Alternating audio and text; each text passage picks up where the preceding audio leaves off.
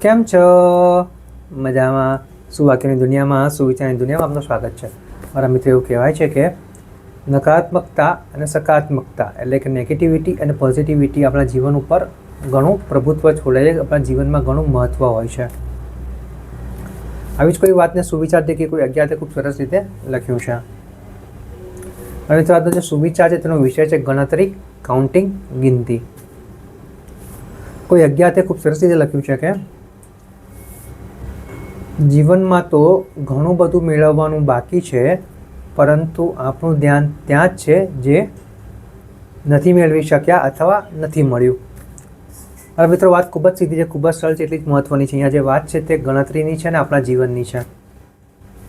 આ વાત જો સકારાત્મક રીતે જોવામાં આવે તો એવું થાય કે આપણે ઘણી મહેનત કરી પણ આપણે નથી મળી શક્યું, તો આપણે તેની ઉપર વધારે ધ્યાન આપીને વધારે સારી રીતે ભૂલોમાંથી શીખીને આપણે આગળ વધીને જે ઈચ્છીએ છીએ તે મેળવવાનો પ્રયાસ કરવો જોઈએ.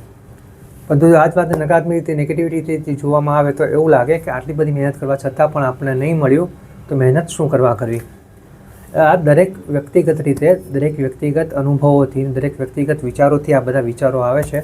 અમારા મિત્રો, વાત ફક્ત એટલી જ છે, ચોક્કસ એટલી જ છે કે જો આપણે આપણા જીવનમાં સકારાત્મકતા બનાવી રાખીએ, પોઝિટિવિટી બનાવી રાખીએ, તો આપણું જીવન વધારે સારું બની શકે છે.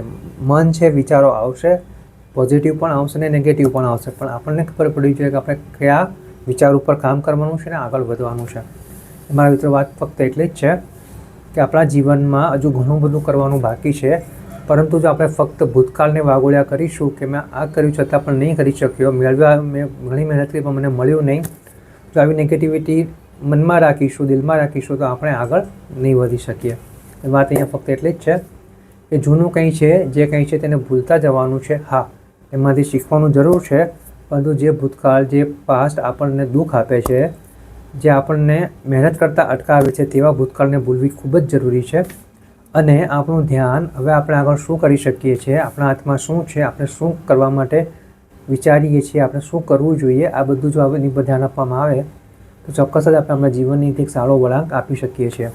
એટલે મારા મિત્રો, વાત ફક્ત એટલી જ છે કે જીવનમાં તો ઘણું બધું મેળવવાનું બાકી છે, પરંતુ જો આપણે ફક્ત એટલું જ વિચારીશું કે આપણને અત્યારે શું મળ્યું, તો આપણે ક્યારેય આગળ નહીં વધી શકીએ. બસ સકારાત્મક વિચાર રાખવાના છે અને જીવનને ઓર વધારે સારું, બહેતર બનાવવાનું છે.